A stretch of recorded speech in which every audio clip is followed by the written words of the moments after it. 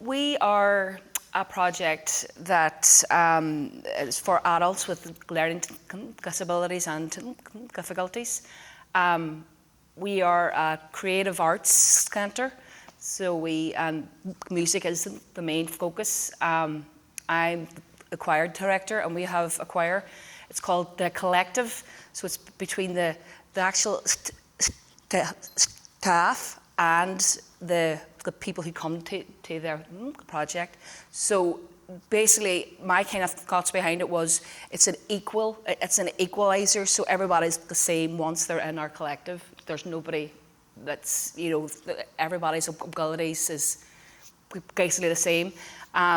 We have performed everywhere, Stendhal festivals. We took part there in May on a maritime festival in Rathgun Island, which took risk assessment after risk assessment after risk assessment. We have chairs, and we had to go there physically, So a lot of what, choirs could take for granted, I would have to really work harder to make everything accessible, even down to the lyrics, to make sure it's all not easy, but just more accessible for everybody to kind of get the most out of the music. Suppose, and then my other kind of, so I would work part-time there, and then on the other hand, I'm a community musician as well, so I facilitate workshops for people with dementia and mental health issues and carers. I've been asked to do a lot of any kind of demographic. Music, personally, I was very, I kind of suppose that the guys in the first session really kind of hit home personally, and I really think that was great how you used your own personal experience to make music accessible for everybody. I have a speech impediment, and funnily enough, I only have it if I speak. I don't have it if I sing. So if I sang to you, I'd be completely fluent. But that I've had that from when I was a child. I don't know any other way to be, and for me, vocal identity is very, very important. I mean, you can tell by a person's voice if they're nervous, if they're happy, if they're sad. It's so important to me personally, and a lot of what the people who said in the first session really hit home with me particularly. And when I was younger, my parents, God bless them, they kept trying to fix me.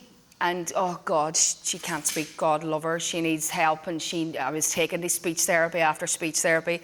And I know nowadays speech therapy is amazing, and they've changed a lot. But in my day, 100 years ago, they really, it made matters worse. There wasn't anything about accept how your voice sounds, just accept it.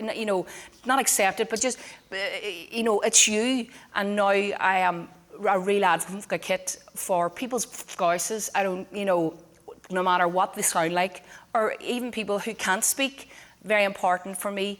And I have a few people in my choir who can't speak, but they're in the choir and they enjoy it as much as anybody else.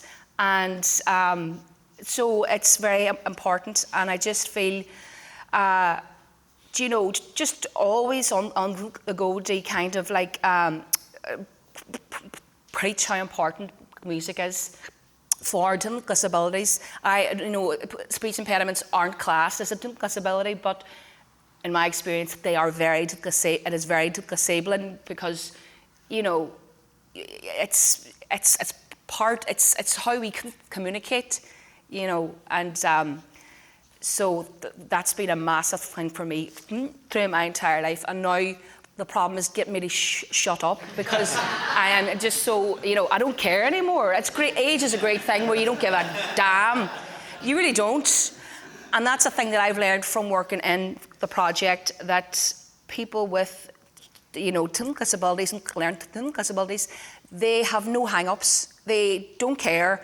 They're not shy. And I have learned so much from working in my project, but that they just, you would say, what about a wee bit of a movement, and they're off giving the whole thing. And that has inspired me so much so that it's in my life now. If I'm in the slipper market and you hear a song, oh, that's a good song, and you would dance. Whereas your average, in my good fortune, then I was like, God, so self-conscious. I don't care anymore. I don't. Just accept me. I am who I am, and that's it. And if you don't like it, well, that's your problem. But I could go on, but that's it. Brilliant, Margaret. Yeah. Listen, thank you so much. It's so